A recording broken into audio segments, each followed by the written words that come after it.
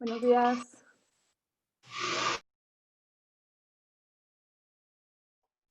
Buenos días. Chale.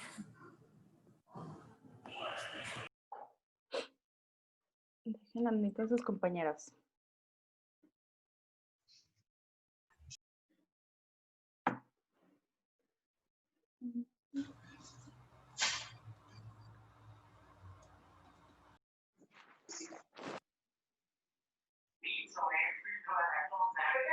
Observando bien las imágenes, te di cuenta de que no era víctima, era completamente roto, completamente destruido. Y las fotos que ponen para el planeta muestran una imagen igual de roto, pero la ruptura no está en los estaba completamente destruido de la zona de la cama. Era una cuestión imposible. Damos un minuto más para que ingresen sus compañeros y empezamos.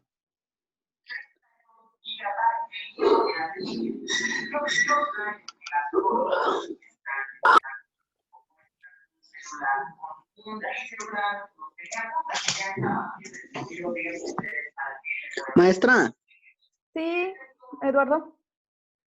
oiga, estuve buscando aquí la bitácora que nos pidió,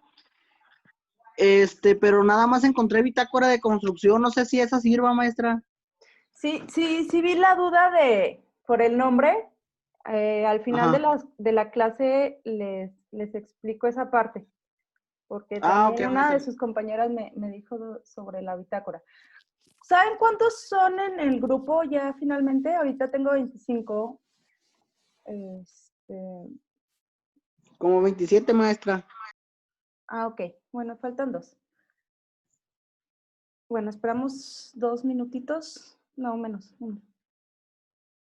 Y empezamos. Sí, te comento. Una de tus compañeras también me mandó que de la confusión por el nombre. Yo le llamo bitácora, pero en realidad es un cuaderno simple. La bitácora de obra que les venden en la papelería es otra cosa. Pero acabando esta clase, les explico más o menos. Ya vi algunas de sus tareas, no alcancé a ver todas porque tenían hasta ahorita las 10 para enviarlas. Pero vi algunas y están bien hechas. Pero ahí hay algunos detalles que me gustaría señalar para la próxima tarea y les quede bien claro la parte de la bitácora. Entonces, se escucha bien el audio y todo, ¿verdad? Alguien que abra el micrófono y me responda. Sí, Se Miss. escucha bien. Ok, perfecto. Empiezo a poner compartir pantallas. Y... indicaciones. Ya vi que sí se puede. La sesión dura 40 minutos, la que te da gratuitamente el Zoom. Entonces, para poder llenar la hora, nos quedarían 10 minutitos. Cuando se acabe la sesión, con el mismo link que les paso, nada más vuelven a acceder y ya no hay problema, podemos acabar la sesión con los minutos que nos faltan. Pero pues se cierra y se tiene que acceder de nuevo. Eso lo vamos a aplicar también el día de mañana. Yo pensé que tenía que pasarles un nuevo link, pero no, se puede con el mismo. Ok, vamos a continuar. El día de hoy vamos a finalizar la parte de la prehistoria. Mañana ya vamos a empezar con la parte de Mesopotamia.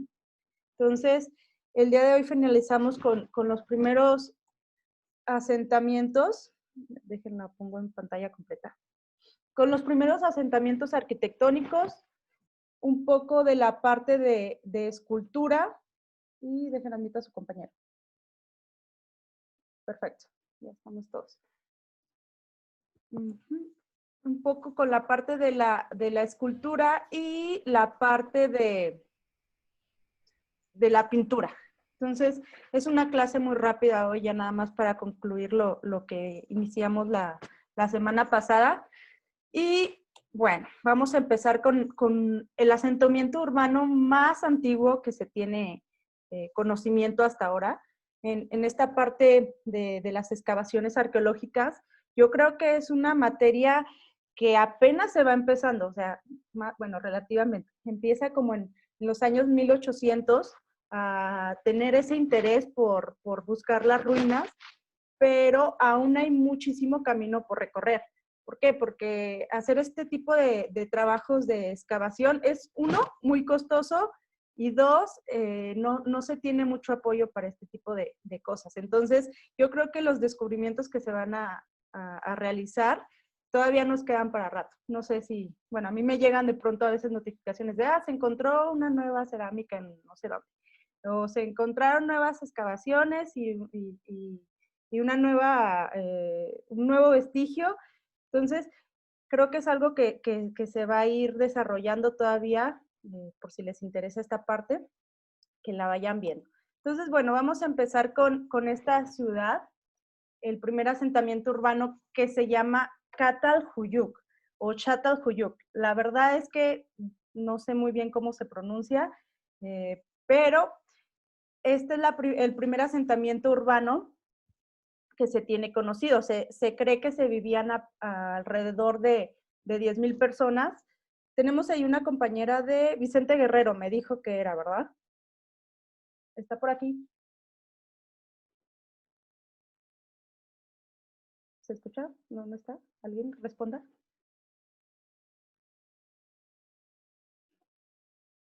¿Se escuchó la pregunta? Pues sí, Sí, maestra. pero ¿No está su no creo compañerita? que No, No, ¿verdad? no está, maestra. Bueno, no.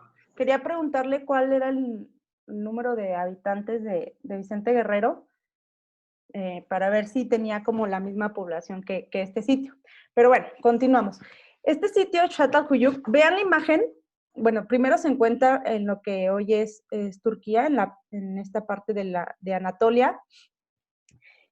Vean esta imagen y quiero que me digan, en comparación a una ciudad actual, ¿qué tiene de particularidad la ciudad de este asentamiento urbano de Çatalhöyük? ¿Qué ven raro? Que todo está pegadito. Exacto. En esta ciudad, si se dan cuenta, no había calles.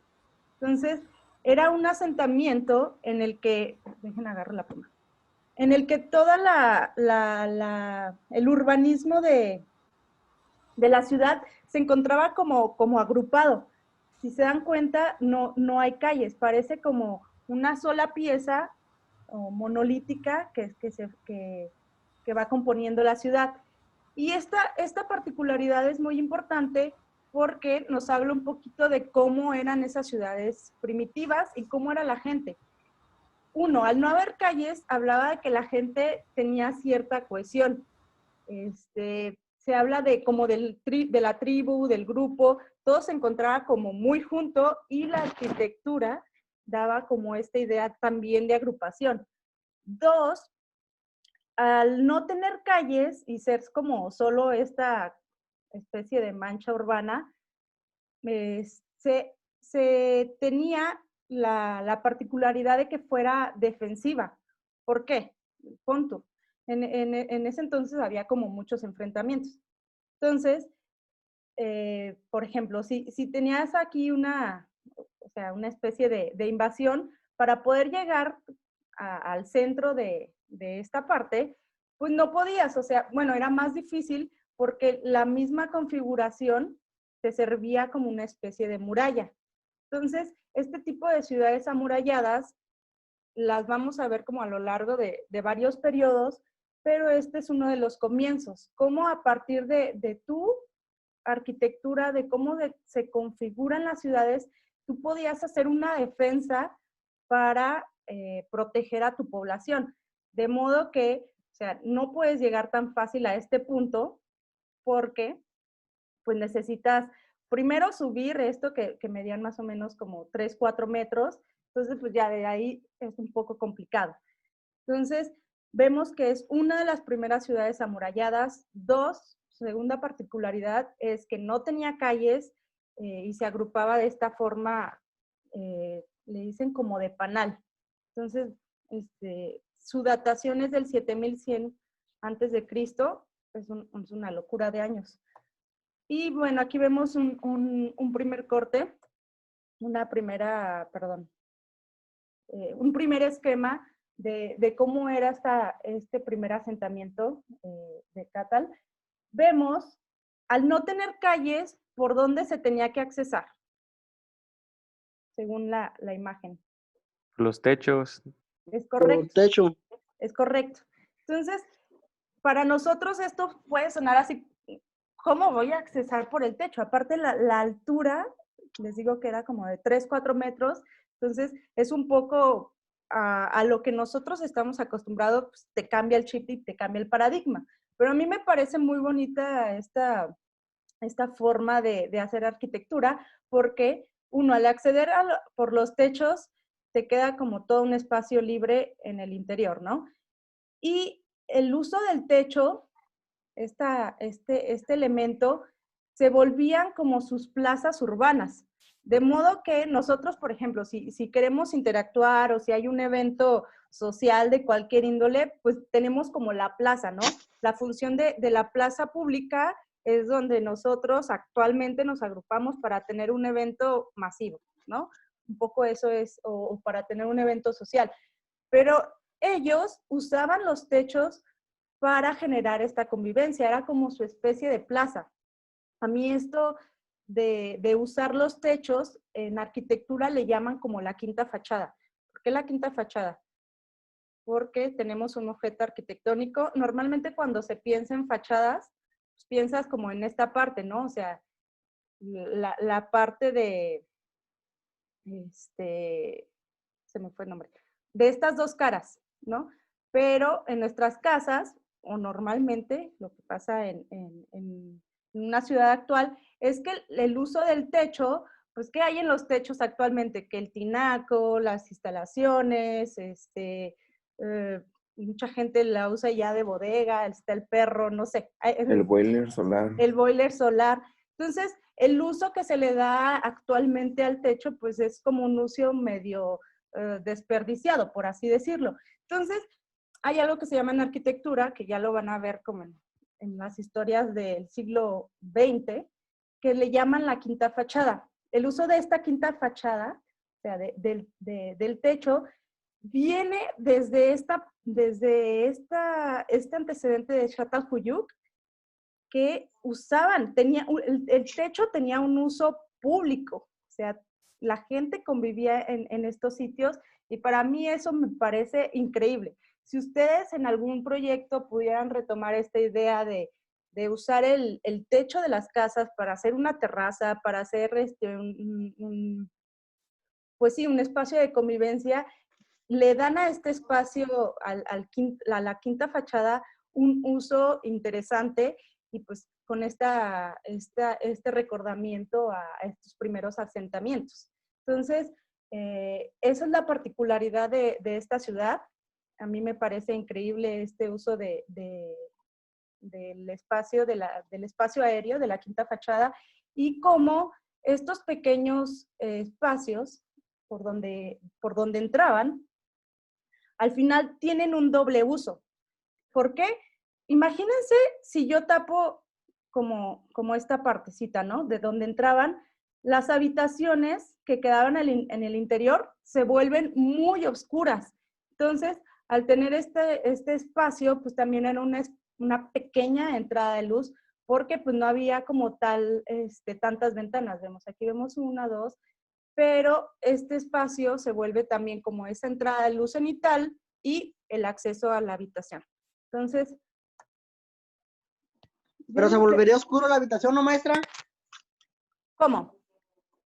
O sea, con el hecho de estar las puertas en el techo, la convertiría en una habitación cerrada, o sea, sin luz. Seguramente lo eran, ¿eh?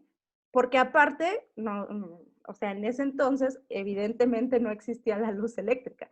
Entonces, yo creo que sí eran unas habitaciones muy oscuras y quizás hasta esta misma configuración las volvía como frías o frescas, que está bien porque pues, el clima en este tipo de regiones seguramente es muy intenso. Entonces, también la arquitectura, se dan cuenta, pues responde al hecho del clima del sitio. Si tengo un sitio donde hace mucho calor, pues hago una habitación un poco, que con las condiciones que me generen, pues esa frescura, ¿no? Pero seguramente sí eran muy oscuras. ¿Por qué? Porque miren, o sea, el tamaño de las ventanitas, pues está chiquitito. Entonces, por ahí no te entra casi nada de luz. Por eso, y es buena reflexión, por eso la vida social durante el día seguramente se hacía en los techos. ¿Por qué? Porque el sitio interior pues tal vez no estaba muy adecuado para eso. Entonces, aquí vemos otra de las imágenes referencial. ¿Ya les enseñaron lo que son los cortes, fachadas, plantas o apenas estamos en eso? Para ver si les explico rápido. Apenas, maestra. Ok, bueno, entonces la planta es cuando tú ves el objeto como desde arriba, ¿no? El corte es como si le hicieras como lo dice la palabra, una sección, un corte, de modo que puedas ver como la parte intermedia del volumen, ¿no? Por ejemplo, si yo aquí hago el corte, digamos que lo pongo aquí, más o menos esta era la forma que tenían en corte estas habitaciones. Aquí lo importante es anotar, aparte del uso de la quinta fachada de los techos, es que se empieza a pensar, empiezan a generarse arquitectos. Se empieza a pensar en espacios para algún tipo de uso. ¿Se acuerdan la clase pasada que les decía sobre el uso de las cuevas para vivir, para habitar? Y luego tenían esta especie de arquitectura muy rudimentaria hecha a base de madera y piedras que generaban estas cabañitas, ¿ok? Pero todas las actividades pues sucedían en ese mismo espacio. Ahí dormían, ahí comían, ahí prendían el fuego y ahí hacían como todas sus actividades. Pero aquí en Çatalhöyük sucede algo bien interesante, que empiezan a poner elementos, aquí lo vemos en el corte, elementos que diferencian los espacios. Y tenían cada uno de estos espacios una función en específico. Entonces aquí es como el gran cambio en cuanto a la mentalidad del diseño arquitectónico. ¿Por qué? Porque tú empiezas a decir, cuando tú quieres diseñar una casa o cualquier otro tipo de edificio, empiezas a hacer como un listado y dices, ok, yo necesito, por ejemplo, para una casa, 3 habitaciones, necesito 2 baños, necesito una cocina, necesito un jardín. Entonces, haces como todo este listado de espacios que tú requieres y a partir de ese listado dices, pues mira, ¿cómo los ordeno? ¿No? Entonces, voy a poner una habitación acá, la cocina acá y vas como ordenando, ¿no? Pero ese pensamiento nace a partir de la necesidad de tener un espacio específico para una cosa. Entonces, aquí cambia todo. Empiezan a decir, ok, yo necesito, por ejemplo, un espacio donde cocinar. Entonces, lo vemos aquí. Necesito un espacio donde cocinar. Entonces, empezaban a tener esta especie de cocinas muy rudimentarias. Esta es una recreación de cómo era. No es que actualmente esté así, pero empiezan a ver este tipo de pensamiento de necesito esto, lo soluciono a partir de cierto espacio. Entonces, aquí estas son las primeras cocinas en sus pequeños hornos donde seguramente cocinaban. Eran profundamente religiosos, todavía, bueno, tenían estos sitios, aquí por ejemplo en la parte principal, yo creo que de la casa, estos sitios que servían como espacios donde ponían pues estas figuras de los toros, por ejemplo, que era lo que ellos cazaban, y era como su especie de mural o espacio religioso, ¿no? Entonces aquí, por ejemplo, ya vemos en un espacio muy pequeño 2 usos, diferenciados por cuestiones muy sutiles, pero que hacen que el espacio cambie. Como les decía la clase pasada, con el menir, con solo poner un elemento, tu espacio cambia y la forma en que lo entiendes cambia totalmente. Ya no es ese espacio limpio. ¿Por qué? Porque le estás metiendo un elemento. Entonces, ¿qué pasa en estas casas? Con solo meter, vean, con solo el gesto de meter 1, 2 plataformas, este espacio de aquí ya no es el mismo de aquí. Ya se entiende como 2 espacios diferenciados, con el solo hecho de subir un nivel. Entonces, este espacio tenía un uso y este espacio tenía otro uso. Parece como muy simple, pero es muy importante porque con un solo gesto chiquito, ustedes cambian el sentido de todo. Aquí se entiende que se divide en 2 espacios. Entonces, bien importante de Çatalhöyük es eso. Empiezan a hacer división de espacios para cumplir funciones específicas. Aquí lo vemos. No sé para qué usaban este espacio, pero evidentemente no era el mismo uso que se le daba a esto. Esto parece más como un pasillo para llegar a esta especie de templo interior, y por acá ya vimos que estaba la cocina. Entonces este espacio tendría otro uso que estos 2. Y bueno. Oiga, Miss, Sí, dime. ¿y a poco ya estaban pintadas así? Sí, eso es muy interesante aquí vemos. ¿Y cómo hacían esa pintura? Mira, aquí lo vemos en este corte. Qué bueno que me preguntas eso. A mí cuando vi este primer asentamiento, y cuando lo conocí, me impresionó muchísimo justamente por todo el nivel tecnológico que se tenía. O sea, pasamos de las construcciones que vimos la clase pasada, de los dólmenes, de los menires y de los cromlech, que pues no tenían un espacio interior como tal, solo los dólmenes que iban continuos, a este tipo de construcciones. Si ustedes ven esta imagen, que es como una recreación de cómo construían estas casas, a mí me parece que es totalmente contemporáneo. Si te vas a cualquier rancho o pueblo, siguen construyendo igual. Por ejemplo, en México con adobe. Estas piececitas que parecen como lo rudimentario al actual ladrillo, eran hechas a base de arcilla.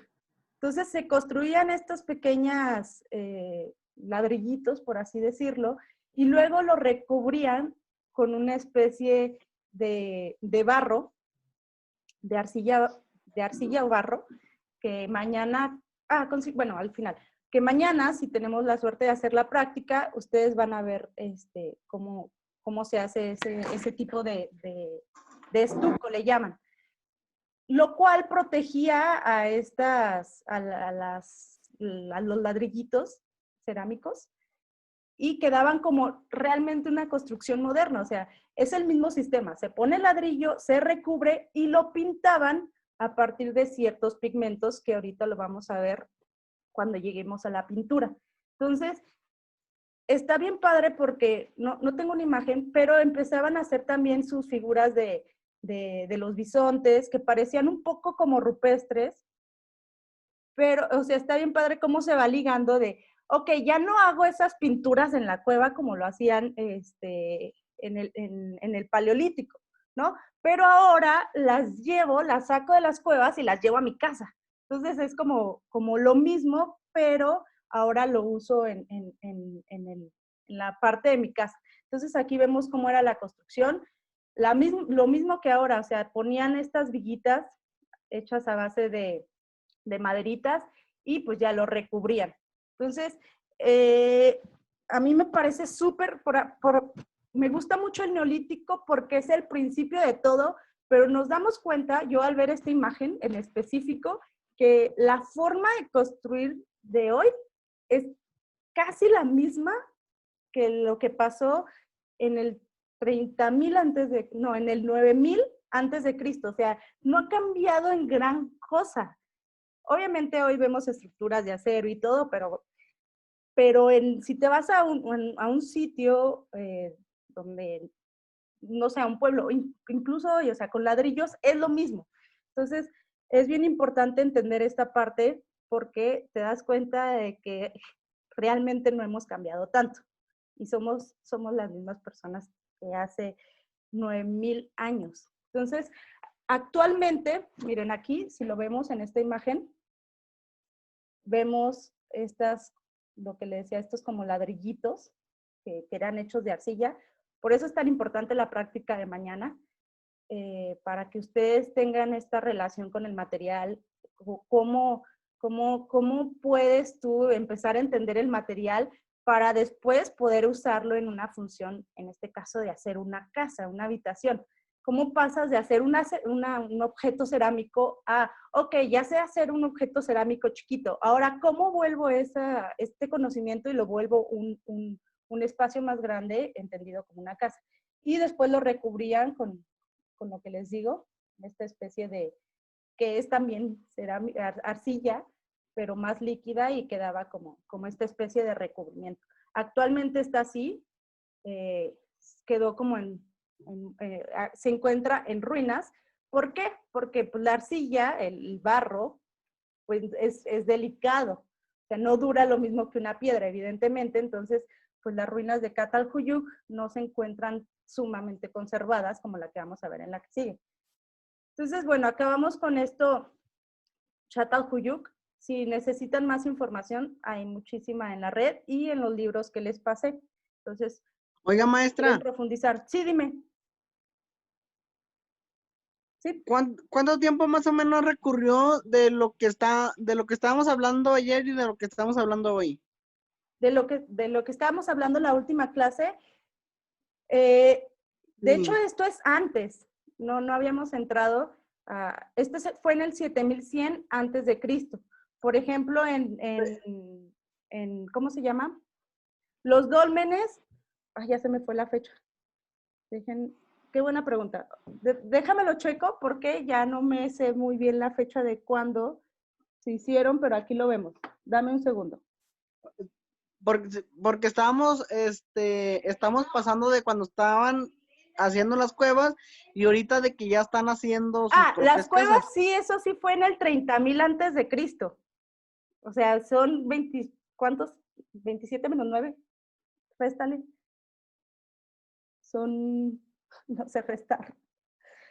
Bueno, es del 30,000 antes de Cristo al 7,000 que fue Catalhuyuk, pues sí hay mucho cambio. Pero déjame checar, por ejemplo, de Stonehenge. ¿Alguien tiene el dato de la presentación pasada? Aquí está. Denme un segundo. Por ejemplo,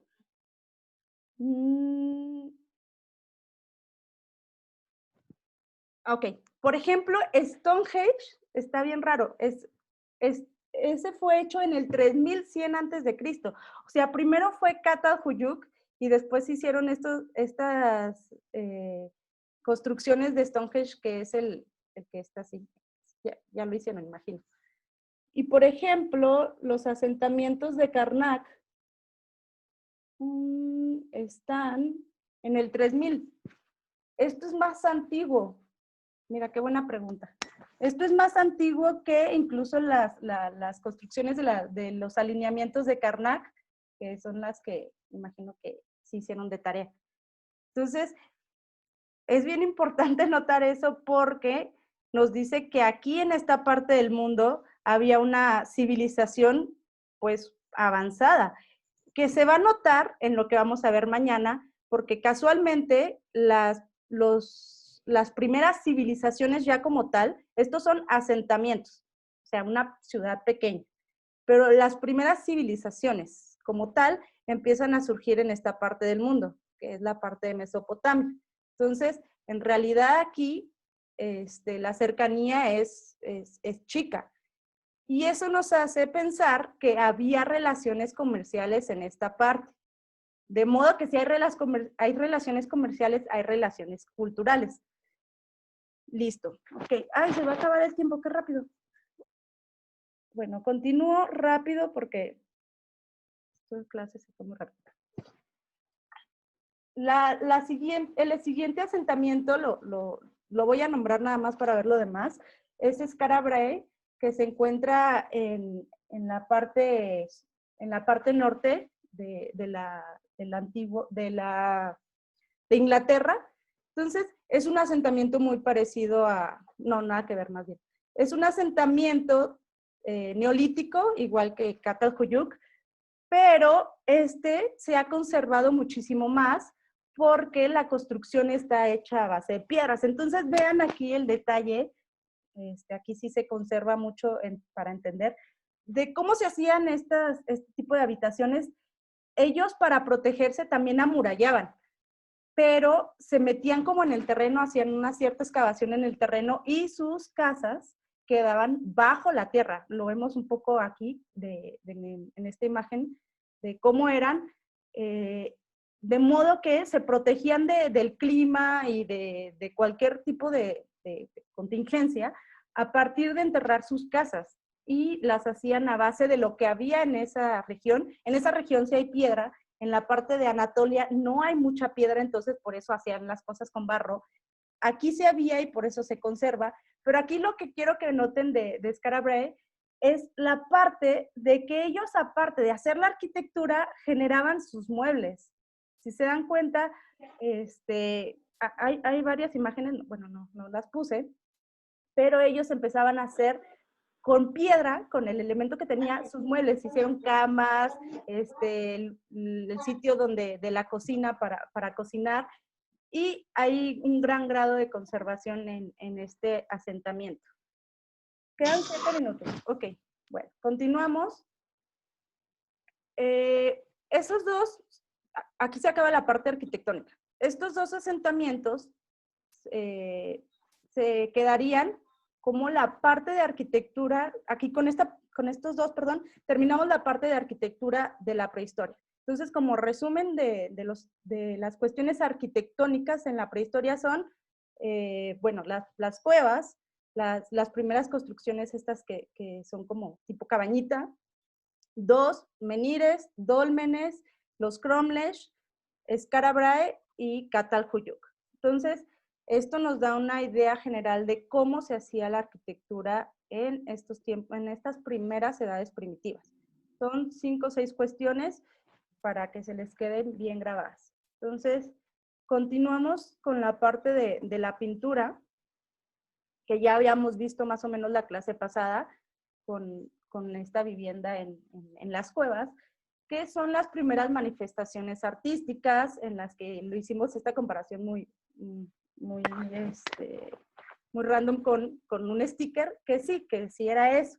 Representaban lo que estaban viendo, lo que estaban viviendo a partir de estas pinturas. Pregunta: ¿por qué? Imagínense, ustedes viven en esta edad en esta edad prehistórica y ustedes quieren hacer una obra.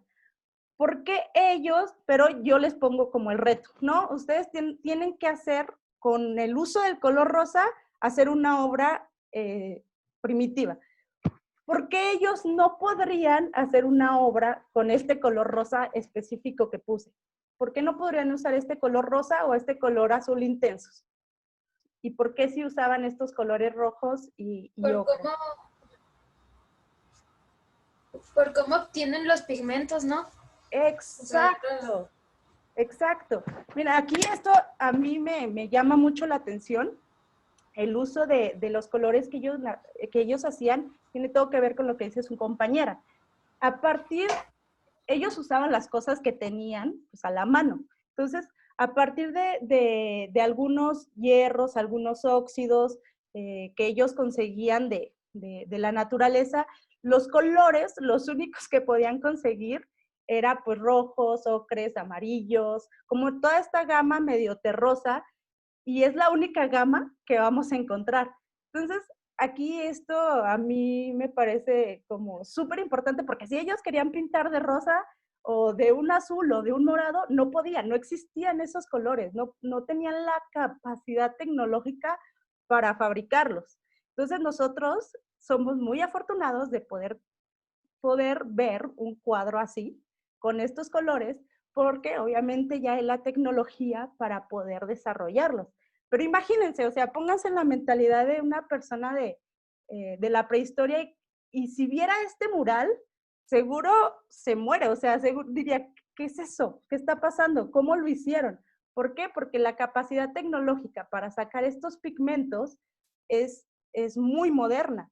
Entonces, yo sé que es una comparación rara, pero a mí me parece importante señalarlo para que entiendan que todo lo que vamos adquiriendo poco a poco como civilización es el desarrollo de conocimiento de años. Por eso es tan importante entender la historia, porque te das dando cuenta cómo las cosas se van ligando y cómo ellos se sentirían frustrados por no poder usar un rosa como este, ¿no? Solamente podían usar rojos, ocres, amarillos y colores terrosos. Entonces, es importante señalarlo porque el desarrollo tecnológico impacta directamente en nosotros como arquitectos. Si ustedes quieren hacer una casa flotada, pues ahorita no se puede porque no podemos hacer levitar un edificio, no podemos, porque no tenemos la tecnología. Quizás en, no sé, 1000 años van a hablar de nosotros como civilización y van a decir, ah, mira, ellos no podían flotar su casa porque no tenían la tecnología, todavía construían con ladrillo o con acero, ¿no? Entonces aquí lo mismo que estoy haciendo, ellos no podían pintar con rosas porque no tenían la tecnología, solo podían pintar con ocres. Algo así. Quiero que se entienda esto porque lo que ustedes vayan a hacer tiene que responder a lo que está pasando en nuestros tiempos y a lo que tenemos como elemento y a lo que tenemos como tecnología. Y en cada periodo van a ver esto, de cómo la tecnología que se tiene responde directamente con la obra que se hace. Entonces, con esto quería representar el cómo sacaban ellos los pigmentos. Nos quedan 2 minutos y acabamos. ¿Quieres tomar los otros 10 minutos para explicar lo de la bitácora? Y bueno, si no alcanzamos esta parte de la escultura. En cuanto a la escultura, a mí me parece también una parte muy importante porque ¿cuál es la utilidad? Pónganse en ese contexto de estos habitantes neolíticos. ¿Cuál es la utilidad de estas figurillas? ¿Para qué servían?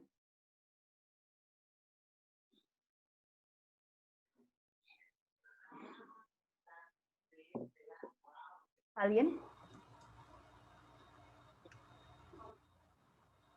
Ok. Nos queda menos de 1 minuto si se corta. ¿Para comenzar a tener alguna deidad o algo así? Sí. Nada más. Nos queda menos de 1 minuto. Si se corta, nos volvemos a meter al link y ya está. Pues sí, en realidad era justo eso. No tienen una utilidad práctica como la cerámica. Es ahí donde vamos a empezar a entender esta división de lo que llaman el arte por el arte y el arte con un objeto o función en específico. Ahí un poco se empiezan a dividir estas cuestiones de arte y artesanía. Porque, por ejemplo, estas figurillas, las llamadas Venus, son lo que va a caracterizar este periodo en cuanto a la escultura. Son figurillas que representaban mujeres y daban la idea de la fertilidad. Entonces se cree que con estas figurillas ellos representaban la agricultura y como ese agradecimiento a la madre tierra. Entonces ellos representaban esta fertilidad a partir pues de estos elementos, bueno, de los elementos que conforman la parte femenina de una mujer, que son los bustos, la parte de los órganos sexuales, lo representaban de manera muy exuberante. Aquí, por ejemplo, la vulva la representaban abierta, de modo que era como, ok, con estas figurillas representamos la fertilidad. Y vamos a ver estas figurillas desde toda la parte de Europa hasta la parte de Asia. Hay muchísimas representaciones de las llamadas